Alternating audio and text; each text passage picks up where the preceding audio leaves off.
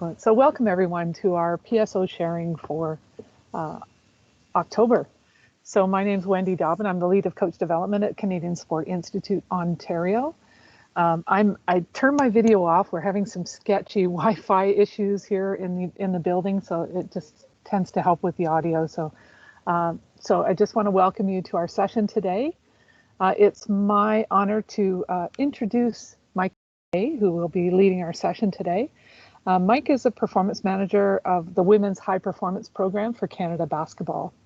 He's been involved in everything to do with Canada Basketball over the past number of years, including developing the gold medal profile, overseeing some of the next gen programming, and a lot of coach development. We were just talking about some virtual coaching workshops that he's been hosting lately, or training camps, coach training camps. So he's a wealth of knowledge and comes with a teaching background as well as that coaching background.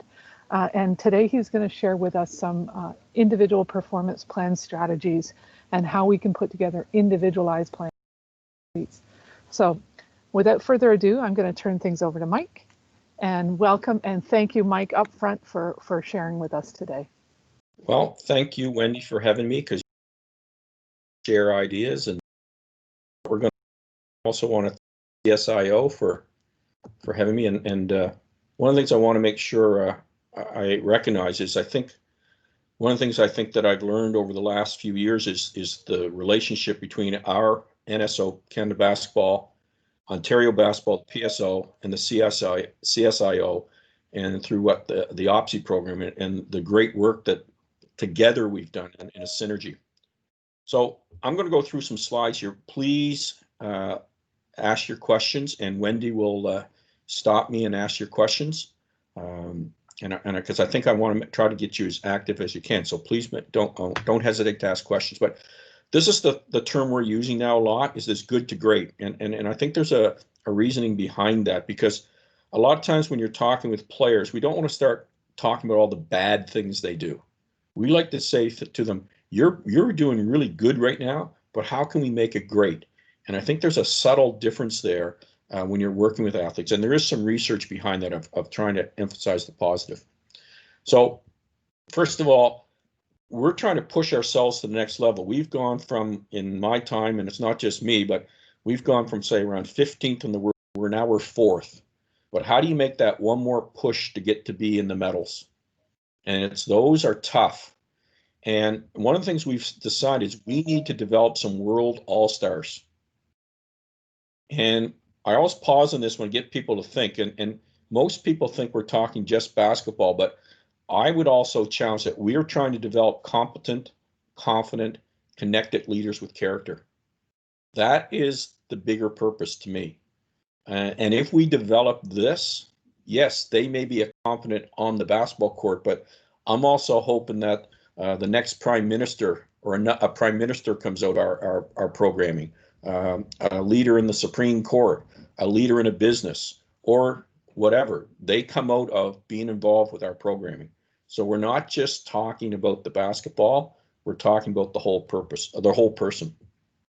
And this goes into this whole idea of being a transformational versus transactional coach. And this has been a huge addition to what we do in women's high performance. And we are really pushing this idea that we are transforming people. I mean, that's the definition of a coach. It came from the idea of a carriage that was transporting people from one place to another. And we really, really believe in that. And there's 4 things that I really focus on with our coaches. And when we try to make sure it's present in every practice or training session. But one is we want to inspire people. So we got to show we believe in them. And that goes for how do you use your time with them? And are you really connecting with that person? Are you really making it personal? So we want to make sure we're inspiring them by believing in them.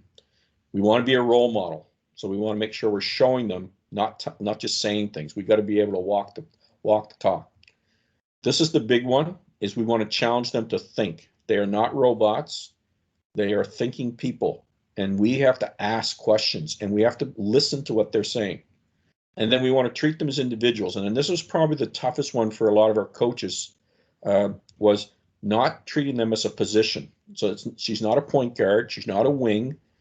She's a person who plays that position, or she's a person who plays basketball, and not locking people in with labels, I think has been very, very powerful for us. And I think in this time of what we're going through with Black Lives Matter, and especially in our sport, really getting to know people's identity and their identity markers has been very, very important for us.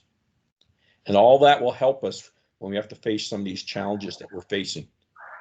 So a couple of the big challenges is, how do we ensure, first of all, respect for this KYP? And if you know me enough, you'll learn I love little analogies or little words or play like this. So KYP stands for know your players, their plays, and the purpose or the plan. And we really learned this one, that you really have to know the person and the player. As I said, they're not just robots. So we spend a lot of time on identity work and connecting, right? And not just sending them programs, really getting to know where they are and what they're doing. This big one on Goldilocks is a big one to me, and it'll come up more and more, but it's finding that just right. Too much, too little. What's the sweet spot? And does it actually transfer and get retained in the competition? So it's not about just finding drills that we like. Is this drill actually going to be effective for this player, and will it transfer? And then we use the 4 pillars with our gold medal model, and I'll show that a little later on. And is it individualized or generalized? I think what happens with a lot of people when they start doing IPPs is they just start sending out a generalized program to everybody. But no one is generalized. Everybody's an individual. And even if you just tweak it a little bit to fit her reality or fit her context, I think is important. And then there's the 3 elements of the team, the individual, and the dream. And I think this is our 3 jobs as a coach. Develop the individual, make them as the best person that they can be, get all those individuals to work on a team, but we also have to inspire dreams, especially at the next gen level. How do we make sure that they're still dreaming to play at another level? We should not be the reason that they don't play at the next level. Then it's the quality versus the quantity. And I think this has been a big one for us, is we've learned to, again, Goldilocks, is to back off and really understand loading, not just the physical load, but the mental load, and how to make sure we're getting quality training versus just quantity. And then how do we track and monitor, and what's appropriate? And then how is the athlete actually training? And these are some of the things I'm going to talk about here as we go through. And then how do we align all these things with your coaching technical leadership and with your IST? How do you make sure everybody's aligned? And then the 4-pillar transfer to get retained on the court. So again, how do we make sure that it's being transferred to the court? And that keeps coming up. Okay, so KYP, this is know your players, plays, and the purpose. So what's her story? So we spend a lot of time hearing about her. And I'm doing a lot of reading and research right now and learning about identity markers. So how does somebody want to be identified? And I think those things are powerful to really get to know that person and how they want to be identified. And I think that especially if you're someone like me who's has white privilege, we want to make sure that we respect and learn how people want to be identified. Okay, so we also want to know what their dreams and goals are. We want to hear about those. And then how can we make sure that that's going to be part of their IPP? And then how do we support her in her environment?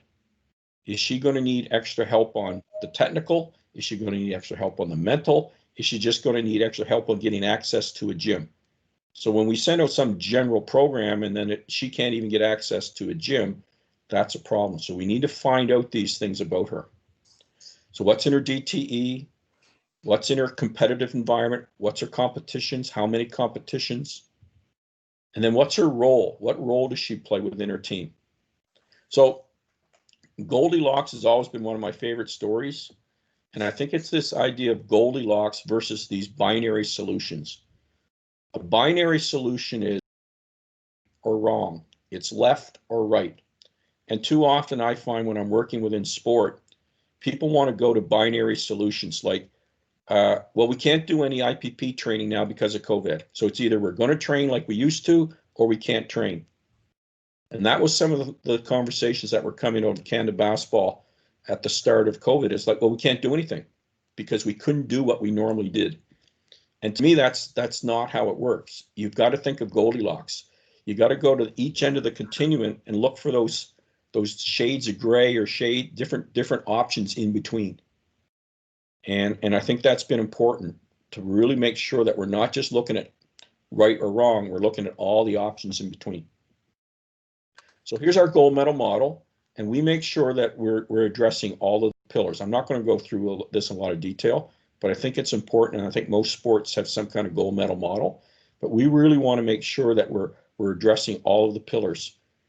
So the first thing we did was we really spent time getting the athlete to be self-aware.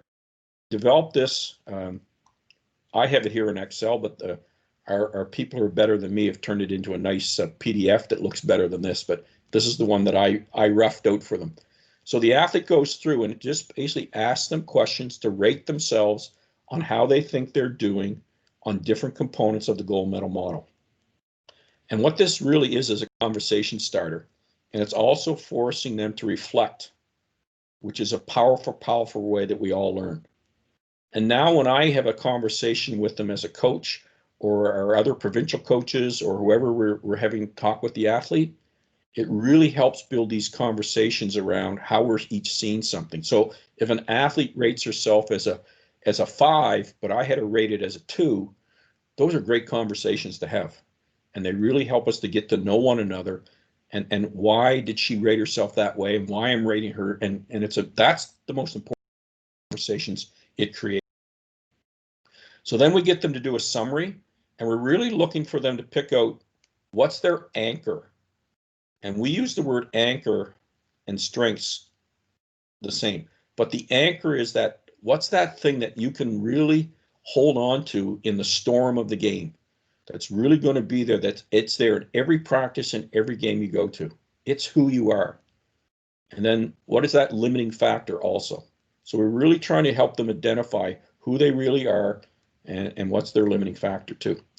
Then we do a session with them on goal setting.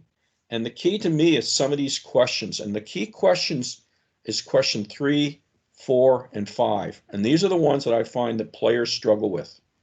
In other words, what are the obstacles that you must overcome? A lot of times when they have a goal like, I want to be a better basketball player, first of all, that's way too general, but they never think about what the obstacles are. I can't get in the gym right now. I'm not allowed to do any contact and I need to work on defending. So we want them to really think about what those obstacles are. Also, who do you need to have work with you? Well, I need my coach. I need my mom and dad to help me get me to the gym. Who are those people? Be aware of that. And then what information are you missing? And then finally, number 6 is get them to start to write down a plan. So we take them through their goals and really get them to dig a little deeper than just writing down a simple goal. And in our goals, we're really focusing on 4 goals. The first one is their anchor. And we use this, and this comes from research, and it's called an asset-based approach. In other words, improve through your strength first. So we want them to be trying to enhance or maintain their goal, or their strength, or their anchor. I try to tell them that if you just maintain your anchor, so I'll give an example. I'm a great 3-point shooter. So in her IPP, I just want to maintain my 3-point shot. That can actually become a limiting factor once the other team has scouted you and they know that all you can do is shoot open threes. If you have not continued to enhance that, and now when they try to take away your 3, you can now fake and drive. If you don't continue to build off that, eventually your anchor becomes a limiting factor. So we're always trying to help them figure out where can you continue to enhance your game, but start through your anchor. The second one is we want to help reduce the impact of their limiting factor, right? So one way is just to avoid it. So in some situations early on, that may be, look, don't dribble.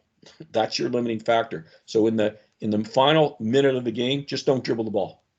And that's okay in the short term. But in the long term, that may not be what we want. We have to help them understand that just avoiding it doesn't work.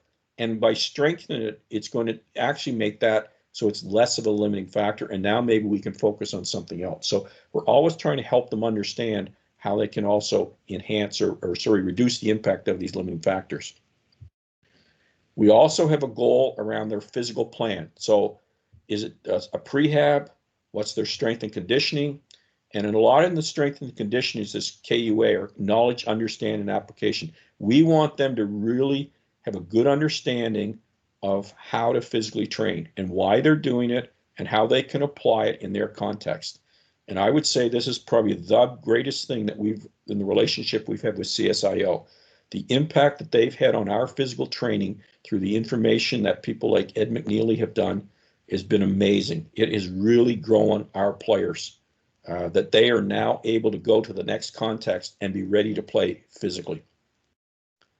And the athlete has to take ownership. They have to take ownership of it, of this. So we start off in the early years more focusing on the knowledge and the understanding. Say in their second year in OPSI, we try to get more into the application. And then by their third year, before they go to university, they have to own their program.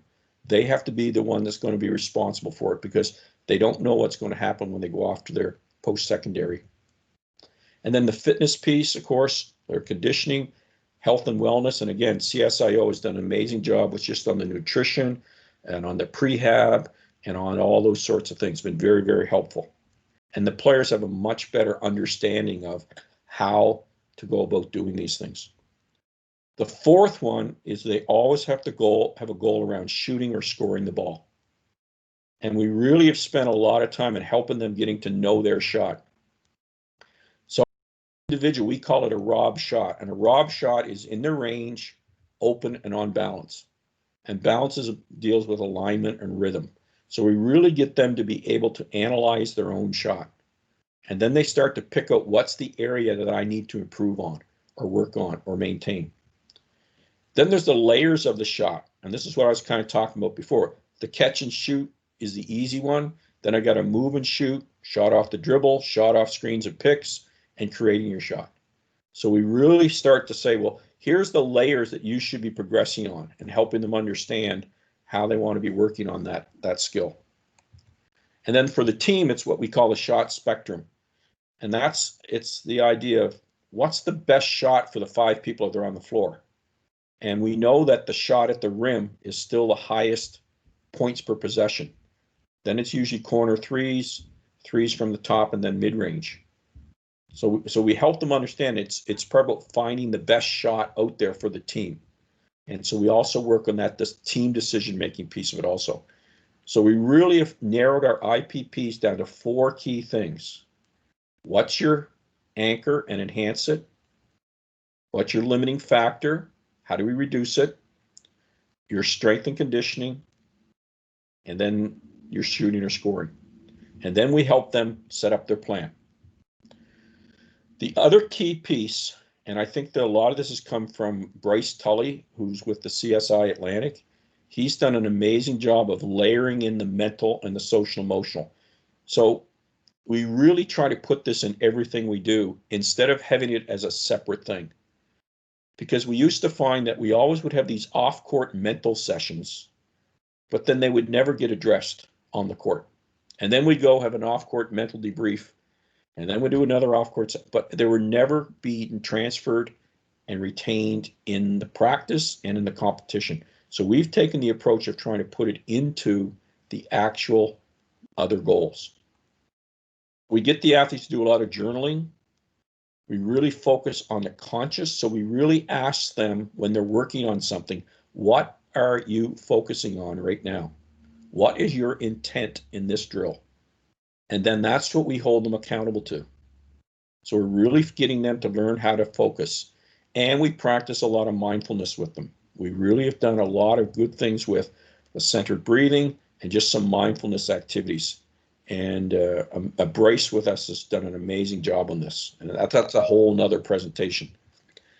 We really spend a lot of time on connections. And we will say in a drill, What's your verbal connections or your visual connections or your touch connections? How do you need to connect in this drill? And that's been an important growth area for the players. So if they were working on their shot, you will signal of showing your hands. So instead of having like I say, a separate, we put it into the goal. Composure is really around emotional intelligence, helping them be aware of their emotions and also the emotions of others.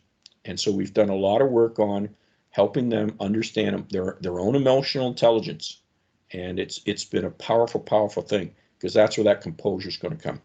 And then, as I said, self-identity, nothing we can do can take away their self-confidence. We've always got to be working on that. And to me, it's your confidence comes from your quality of your work times the skills, physical, and the mental work. So you've got to be constantly working on things. And it's through that quality work in these areas, having experience with them, that you'll develop self-confidence. You don't just get self-confidence by reading about it. You actually have to go and do something. And then you've got to build that resiliency also.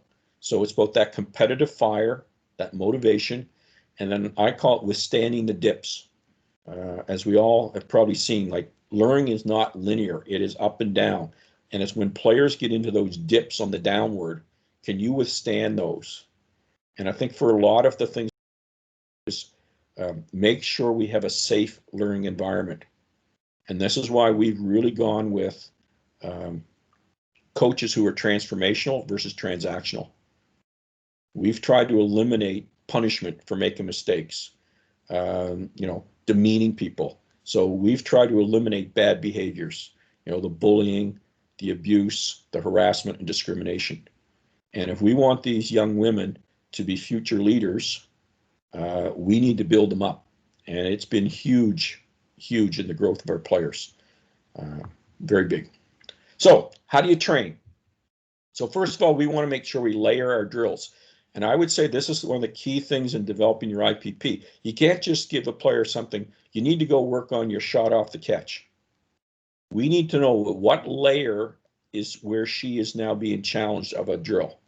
And this is how we actually have developed our whole coaching education piece and in our assessment and evaluation of a player's skill.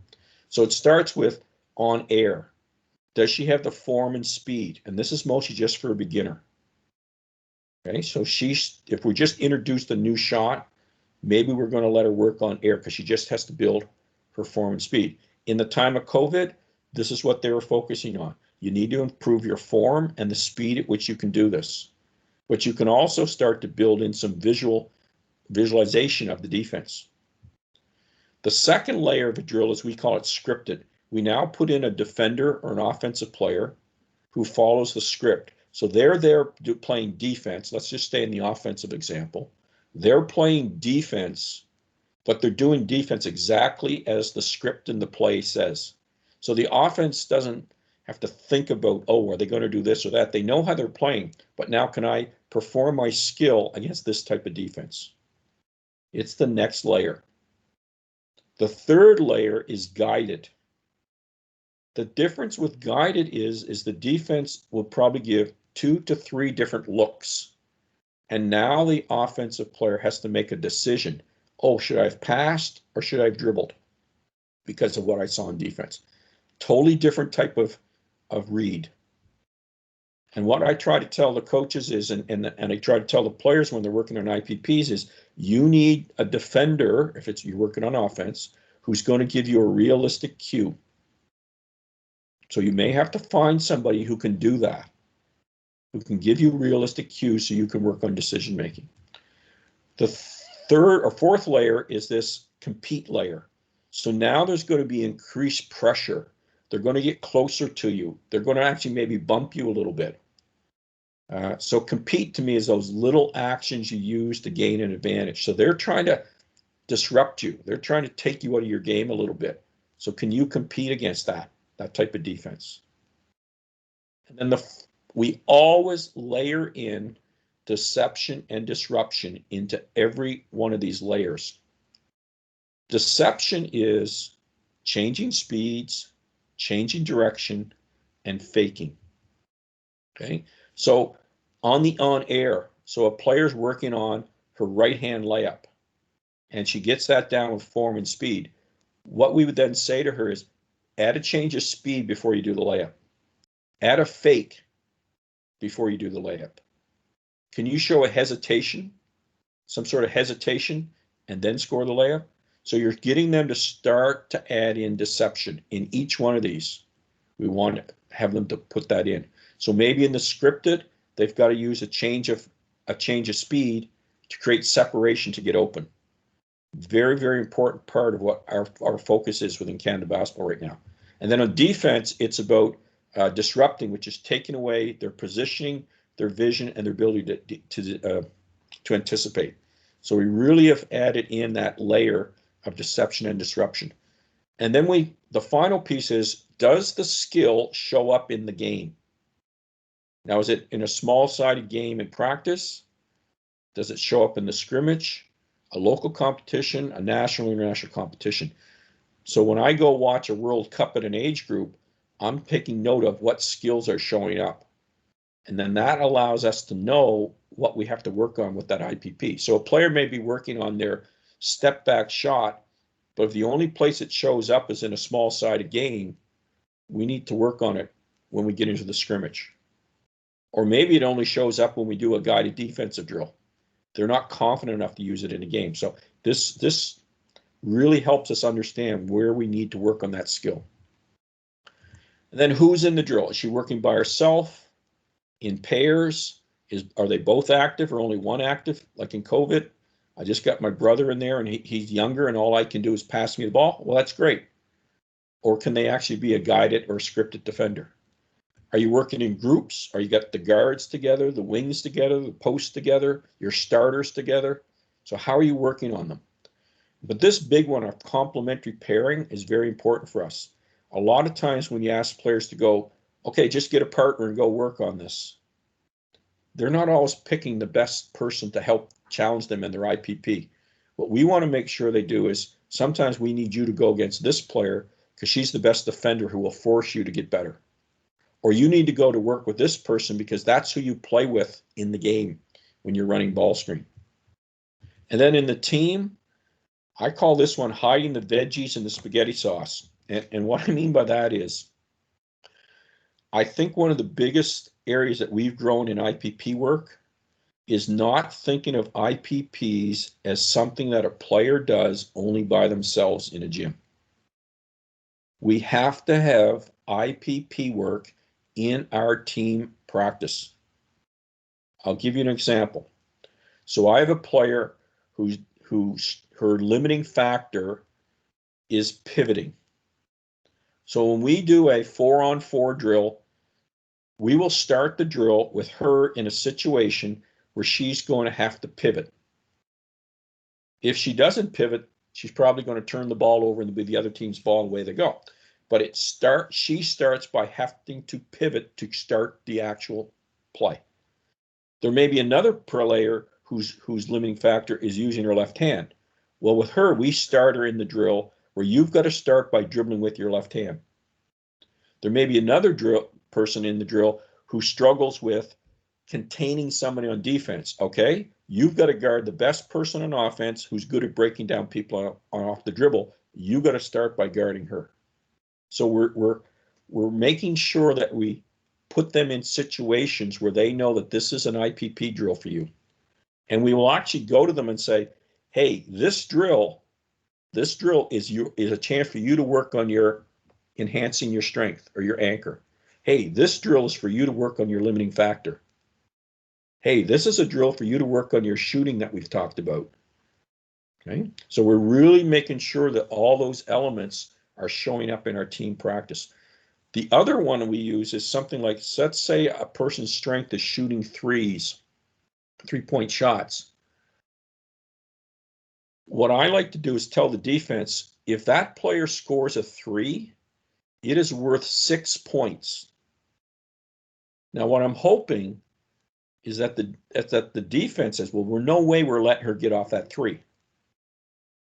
Now, what it's going to force that player to, if she's open for the 3, she's taking it because she knows it's worth a lot. but it's also going to have to force her to know that, but I can't force it. I may have to go to something else or find somebody else if they're really overplaying me and doubling me. So it's a way in how you build your constraints in practice to help grow in your players' strengths and their limiting factors. So it's all about balancing this, again, the team, the dream, and the individual. How do we make sure we're balancing that? And so first thing is you have to make sure you have a foundational plan, which for us, it's the purpose, vision, and culture of our team. We always are building that foundation. And then we start about what I call these micro plans. So that's a sprint. What do we need you to do by the next game, the end of this drill, the end of practice, or right now? Those are the short. So we are doing this drill. You need to get over the ball screen. That is the focus of this drill. That is our goal for right now. Because on Friday, when we play Team X, they're going to force you to have to defend ball screen. A meso would be more like a 1,500 meter sprint or a 1,500 meter run. Well, what do we need you to do by the end of the month? Here's the thing that you need to be working on by the end of the month. And then the macro is the marathon. What do we need by the end of the season, by when you're a senior, or by the time you turn pro? And I think it's very important that you help understand, or the player understands, which one of these types of drills is it, or where does this goal fit? One of the biggest challenges that we're facing right now with basketball coaches is they're going into practice thinking they're doing sprints. They're training like everything's a sprint, like they got a game on Friday. And I keep telling them, you're not playing until January. If you keep practicing sprints, you're risking injury, you're risking burnout, because you can't maintain that intensity for that long. This is a great time to be working on your meso goals and your marathon goals. Take some time. You got time to explain. You got time to slow down. You don't have to put that urgency into it right now. And this is a really important one, is finding the balance. Now, I'll share with one athlete, a story with one athlete. We established a dream goal, and one of her dream goals was she needed to be shooting threes by the time she got to the senior level. She was a forward, a post player. Well, she was in grade 10. Well, the next day I got a phone call from her high school coach. And he says, Mike, what did you tell her? All she wants to do is stay at the 3-point line and shoot threes. She won't go inside. And I was like, oh, okay, I know what the problem is. So then we had to have a conversation again. Remember, that's your dream goal. You're not spending all your time on your dream goal right now. It's something that, 5% of your time might be spent on that. You still need to focus on your shorter term goals that are really going to fit the team and the individual more. Okay. So I think this is an important one to really help them with. Tracking and monitoring, you can only change so many things at one time. So you can't try to change everything. So this is why we really have narrowed it down and helped them pick out the focus. And we really focus on the quality over the quantity. What's the key thing you really need to be focusing on? And you have to pay attention to cognitive load. I'll give you a story from our seniors. We had a player who we really did a good job making sure we weren't giving her too much information. But what happened in practice was every single coach was giving her feedback almost every single stoppage on her goal. And so it became such an overload to her because she never had a time just to relax, because every stoppage somebody was checking in with her on her focus. So you have to also have a plan around how much feedback are you giving to the athlete, because that can overload them. And once you overload the cognitive load, they shut down. So it's very, very important to know how much information the athlete can handle. So that's what we've developed. We call the rule of 3. You got 3 points of emphasis only, no more, no less. I shouldn't say less. You can have less. You could just have 1, but we never go more than 3. And then this is the idea of give me a break. And that was this athlete. It was like, just give me a break just to relax. It was the same thing when we used to run our development camps for our athletes. Our administrators used to think that if every second of the day wasn't filled up, we were wasting money. And the line was, well, I didn't pay for these athletes to come in here and just sit around and do nothing. And I had to try to show that it wasn't doing nothing. It was allowing them just to clear their mind and be young females and sharing some ideas. And that was just as powerful as jamming in another educational session where they weren't going to learn anyways. And anybody who's done a lot of these Zoom calls know that there's a limit to how much we can take in. And that's an important piece of this IPP work. And only track it if you're going to use it. I remember we got down the path one time where our mental performance coach was tracking something daily, our strength and conditioning was tracking, our physios were tracking something, and they all said, well, it's not that much, but combined, it was a lot. And the athletes never saw the benefit of it. It was just kept internal. So the athletes didn't see how it was helping them. So if you're going to track something, the athlete better see that it's helping them. Or it becomes like I call the little boy who cries wolf. They're just going to they're not going to do it because you keep asking for stuff, but they just don't see the benefit. And again, this knowledge, understanding, application, let them know how it's being used, why it's being used, and how it's being applied. Very, very important. Last one is just how we stage this. So we have, right now, we have junior academies, we have our U16 and 17s, U18s and 19s, development team, and seniors. So it's different for different levels. We cannot do at a junior academy level what we do with the seniors. You have to slowly build in what you do. You just can't take your senior tracking and monitoring and apply it right down the line. It's staged. The time of the we have, like right now, prior to our December camp, then we have in our camp, after camp, prior to the March camp, or in March camp, after the March camp, the national team training, the competitive phase, and that phase. So there's all those different phases that we have with our age group teams, and what we track is different at different times.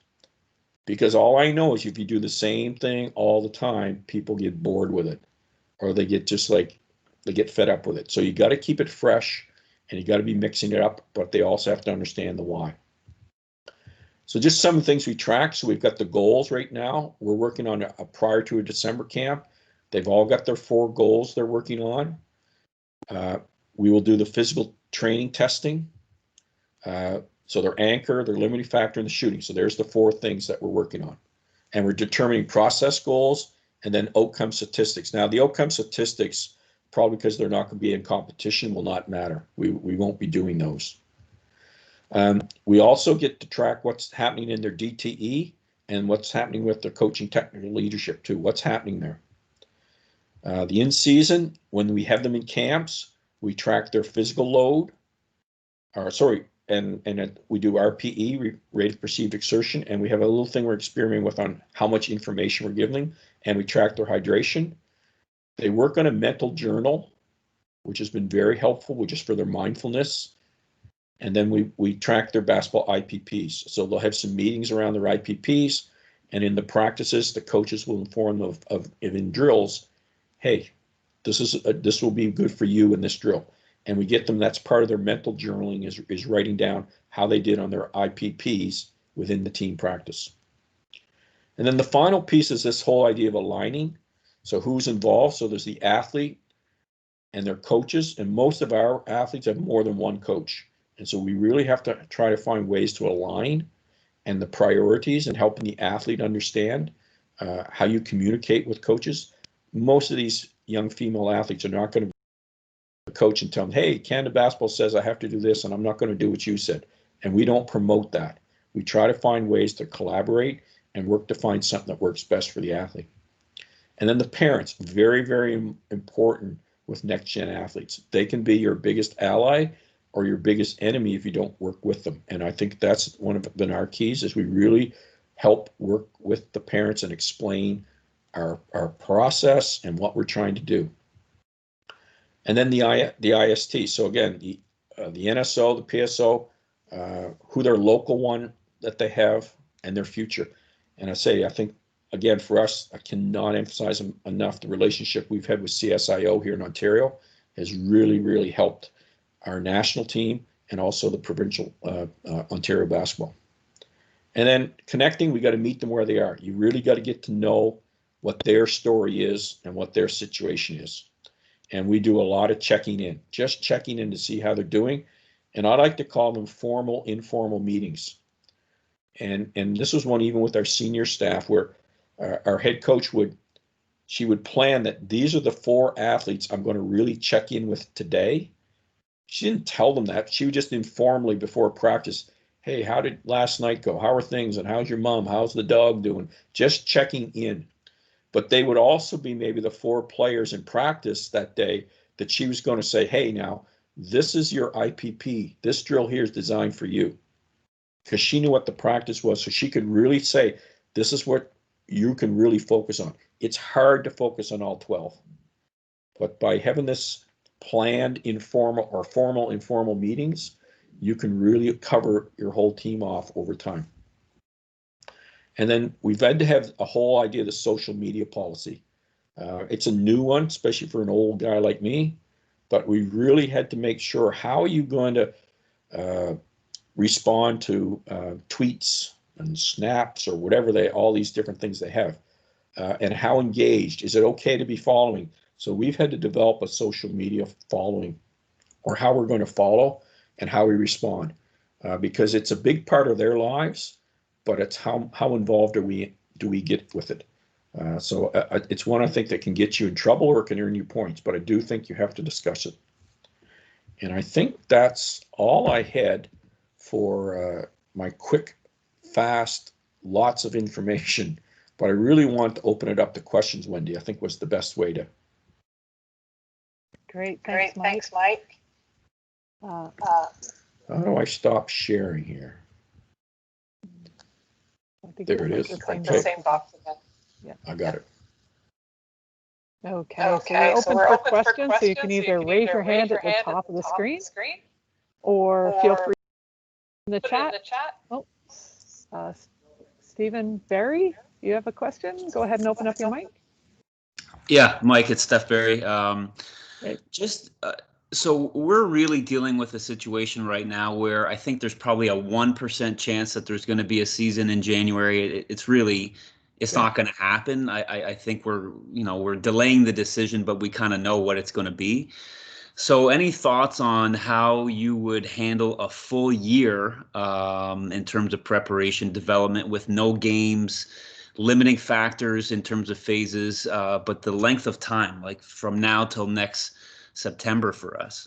I think the unknown is the tough one, Steph, because it's this idea. Yeah, we're going to play. Yeah, next week so somehow we've got to eliminate that fear of the unknown and start to give some stability.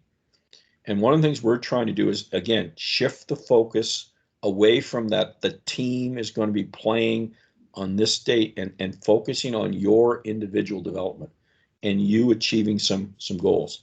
No matter what the phase you're in, you can still do something on your own in each one of those goals, even if it's in your basement by yourself, okay, as the winter changes.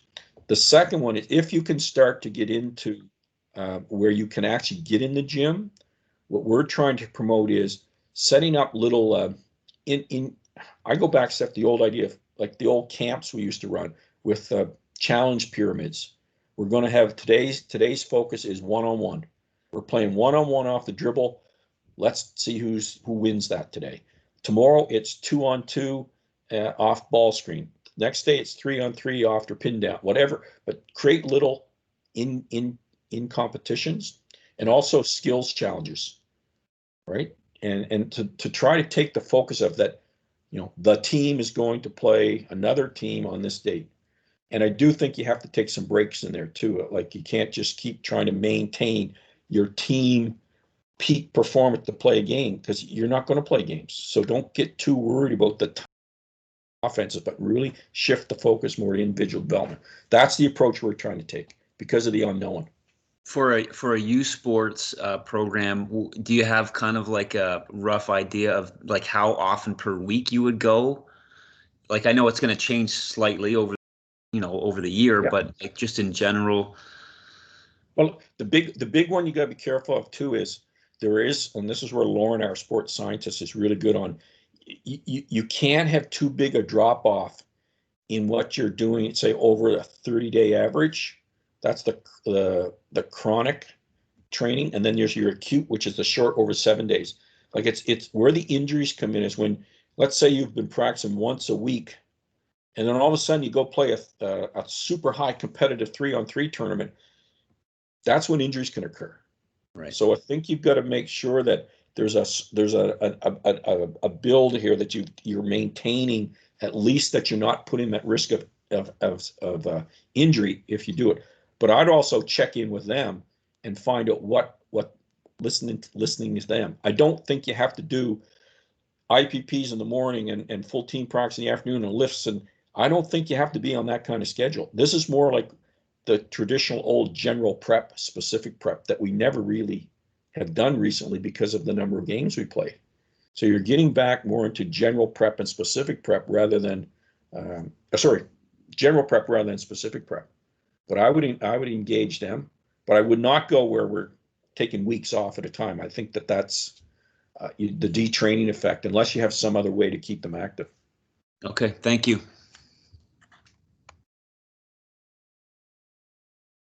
Thanks, Steph. Any other questions at this time?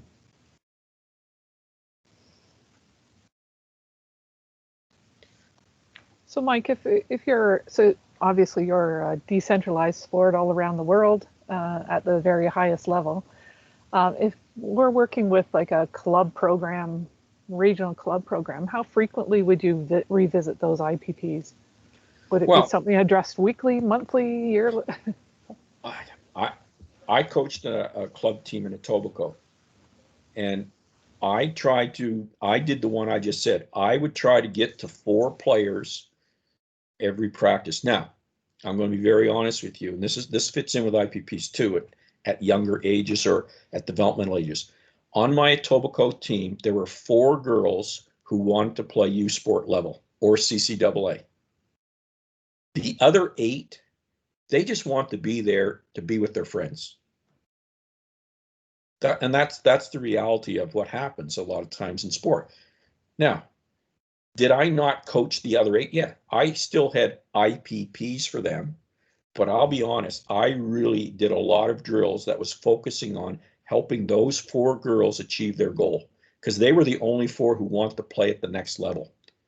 Now, these other girls, they're going to be one is probably going to be a mayor of a city somewhere. One is going to be on stage somewhere singing in an opera. Like, she's amazing.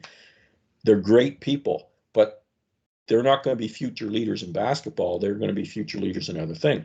So I would hide, like I say, okay, all the guards are going down here working on this drill. Well, it might be for that one girl who was a guard working on going to university. But the others didn't mind because it also fit their IPP. So it was really focusing on every practice, something about making those players better. The other thing I did, Wendy, was I would have 2 sections in my practice. Usually about a half hour in was the first one, where we would go into, I called it IPP work, where they would go and work on their IPP. And sometimes I would tell them, okay, you 2 are partner up today to work on this. Other times I let them do it. And then I have another one set before the last half hour. And then at the end of practice, a lot of times I would give a 10-minute time and say, okay, if anybody wants to work on something from today's practice that you felt I just need a little more help on, I'll work with you on that. The others, you've got your cool down shooting and your recovery, or you can work on IPP stuff too. But it was great. Again, a lot of times it was those 4 girls. They would come and we'd work on something that they want to work on. It wasn't always them. And it didn't take away from my team preparation. And in fact, our team got so much better because it was their individual skills were getting better that grew how they could perform. Great. Yeah, the artistic application of IPPs. I like that.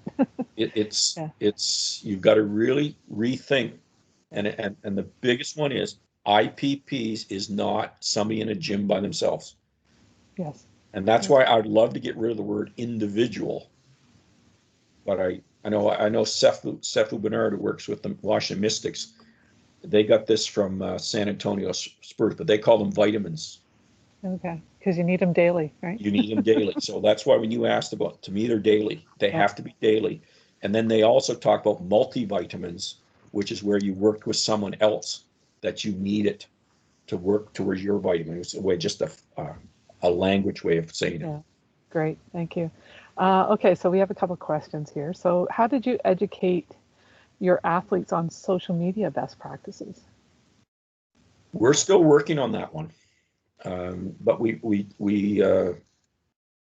had some research done from our marketing communications people, and they put together some protocols that we wanted. And then we always talk first with our leadership team. So with our leadership teams on how they felt this was and how we should address it. And then they were the ones that actually took it to the athletes through the leadership team. And it was good because they put they know each other and they know how athletes respond to things. And and it was just how we want it. It was mostly for the coaches, like how did they want them to respond if there was a media post. And same thing with our younger athletes. We talk to them about it too, that we're not going to respond every time somebody signs at a university because it's not feasible for us to do that because there's so many of them now. All right, great, thank you. So one more question here. Wondering if you can speak to how you use the IPPs to feed into and support broader KPIs within the high performance plan. Well, to me, if you look at most of our KPIs, and we're just doing this now because our own the podium report is coming out, but there's performance goals and then there's process goals. And if you look at the process goals, so let's say one of our performance goals was for us is for our senior women, if we could just shoot about 3% higher field goal percentage, we're in the medals. So we can come up with process goals. Well, we need in our offense to generate this and generate that. But ultimately it comes down to we're going to have players either A, make a better individual decision to shoot and the IPP, or the team decision is who's the best shot out there. So should I take the shot or should Wendy take the shot? So those are both IPP things. So they really connect. So it's taking your KPIs from a team perspective and really putting it onto what is it that the player has to be doing to improve that KPI. And I think that's what we've been able to do to help the athlete understand why this is important. And, it really, it makes it so much easier to, I don't like the word, but to sell it. But it's more they understand it, why we're doing that. And that's why we call it the good to great, because if you take a shot, Wendy, and we call it, hey, that's a good shot, Wendy, but was there a great shot out there? So it's not as bad. Hey, Wendy, that was a bad shot.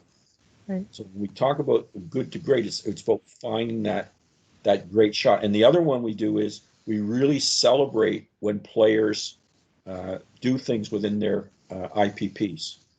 So if we find a player who's, and I know the Atlanta Hawks, because Depeche, who used to work with us, he's now the performance analyst for Atlanta Hawks, but they call them, that's what they actually call them, is these good to great statistics that they track. And it's basically when athletes perform their IPP and that shows up in the game, they get an assist. They call them Hawks assists. So if was using my left hand, if somebody used their left hand in a game, that person got a Hawk assist. And it was amazing to see how they tracked that over time and how it impacted head. Well, that's neat. That's that transfer from the Yes. training into the competition environment, which is often a roadblock for coaches. So awesome. Thank you. It's one of the most important things that you've got to be able to do is really look at what you're doing and figure out, is this actually transferring or not? Yeah. And just get rid of all those things that don't transfer. And that is so hard for coaches, especially basketball coaches, because they've always done these drills. This is my favorite drill. We've always done it this way. Yeah. Always done it this way. All right. John's asking if your self-awareness scale documents are available to other sports. They're pretty simple to have. I mean, I can give you the gold medal model. I don't think there's a problem with them. Like it's just an Excel asking you How do you think about these things? So I don't know how we go about that, Wendy. Okay. All right. We're able to share your slides afterwards? Yeah. All right. So what we will be doing is we'll post the recording of this session along with Mike's slides for you to access afterwards. So if there are no other questions, I'm not seeing any pop Wendy, up right at the moment. I've got one last question, and Sure. this is used with our coaches all the time now. Sure. And I use it with the athletes, and I have this. And sometimes I'll just sit it in the background, and then I'll say, and then usually, well, Mike, what's that elephant? I go, well, that's the elephant in the room. And I say, if there's something that needed to be talked about that didn't get talked about, we got to talk about it now. We're not having the meeting after the meeting. We're not going to go back and a whole bunch of you go off in a corner and say, well, no. We need to be able to talk about the elephants in the room. And I think that's a powerful thing and I always like analogies and symbols and things like that, but it really helps break down those barriers, I think, with coaches sometimes and with athletes, and we're creating that safe learning environment. We need to be able to talk about those things that are impacting our performance and our relationships or whatever it is.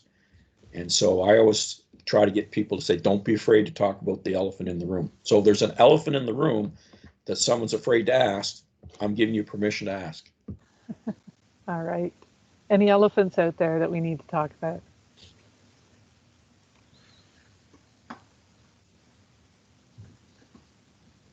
It's a quiet group today. You mean all those ACD people who showed up and they have no questions? I can't believe that. Here we go. We've got one here. Most sports have separated technical and tactical elements within their GMP framework. Why did you choose to combine yours? It's a human trait to want to separate and put things into boxes, but that's not how it works. The game that's not how the game is played. So we want to really focus. And I'll be honest, we are actually trying to rewrite our long-term athlete development model and all the NCCP all around decision-making instead of around physical. Because we think in our sport, the essence of the game is decision-making. And you can't separate the tactic and the technical. And so instead of teaching a whole bunch of skills and then hoping that these athletes can now apply those skills in a game, we're trying to say, what are the problems that the game presents and how can the athletes solve those problems? So in other words, what skills are they going to have to solve that problem? And it's another way of looking at it, but it's the way I'm seeing when you research how things are being taught and the science of how we learn, it makes so much more sense. And I mean, we've worked with this now for a couple of years, and it accelerates the learning and then the creativity that the players bring. Instead of thinking they have to do this refined skill that really doesn't transfer, like say a chess pass. Now the decision is, I need to get the ball to Wendy, figure it out, solve the problem. And it's the decision that we're emphasizing. Yeah, and getting those creative variations right from the very start and embedding that into that. Because that winning style of play is very much about that. So, yes, absolutely. Jose? We're not going to win remember, we're trying to get to be a medal winning team. Yes. We're not being a medal winning team with robots out there. We need thinking, decision making people who can work together. So we're calling it structured creativity. You do need some structure so that we all understand the intent of what we're trying to do, but the players have to be able to solve the problem when they face it. Excellent. Jose? Hey there. Can you just elaborate or kind of touch on the alignment piece between the coaching staff kind of at the national level and then the PSOs and local coaches and kind of how that all fits with the athlete and kind of, I guess, who takes on what responsibility and how often are you touching base with the coaches and all that kind of stuff? Well, I wish I could say that it's seamless, but it's not. But I will say that with the highest targeted next gen athletes, it is usually myself or one of the coaches of an age group team is in contact with the parents, the athlete, their local coach, and then of course the national coaches are put into that, and also with their who's ever in their support system in their daily training environment, competitive environment. And a lot of it is just checking in and how can we help them. And that is probably one of my main jobs, is just staying in contact with those top targeted athletes. I wish I could do it with everybody, but you just can't. So what we then do is we really set up within the province, work closely with the technical leaders in the province. So right now, so let's say in Ontario, I work very closely with NES board. And then in BC, you know, so I know all the technical people and all across the country, and I'm always checking in with them and say, how's it going? How's her daily training environment? Anything she needs? How's it going with her goals? So we're always checking in with them. We share everything on the technical side with them, and we ran 2 camps with our athletes through COVID, 4-day camps, over 8 sessions, and we've run coaching camps. I have weekly Zoom calls with the age group coaches, and we invite in a lot of times guest coaches from the provinces, or we'll invite in the coaches of the targeted athletes, so they're aware of what's going on. And instead of, you know, top down, we try to keep people engaged and feel part of it. And I think that's very important. Don't hide things from them, and sharing what you're thinking is important. One of the things I used to find was we would wait until we had everything down solid and then we'd send it out. I am the opposite. I think you start to share with people, well, here's what I'm thinking. What do you think? And now they feel more part of the collaboration, and you can build something that will work, instead of you coming up with this final decision and then everybody said, well, that won't work because you never thought of this. So it's very important that you engage people right from the get-go in what you're thinking. Excellent. Thank you very much. All right. Are there any other questions that we need to chat about? If not, on behalf of CSIO and everybody that's online, I want to thank you, Mike, for your time today. I've got pages of notes from the session, as I always do when you present, so I appreciate you sharing with us. And we have recorded the session, so we will be posting this along with the slides on our resource hub. So please don't hesitate to visit our resource hub at csiontario.ca. And there's this session along with some of the others will be posted there for you. And thank you, Mike. And we'll be following up really soon. And I think some of those spin-off sessions that you mentioned, we might need to chat about a little bit more. Yes, so. Excellent. Thank you, everybody, for joining us today. We'll see you soon, and we'll be posting for our next session for early November. So we'll be sending that out to everybody soon. All right. Have a great day, everyone, and stay safe.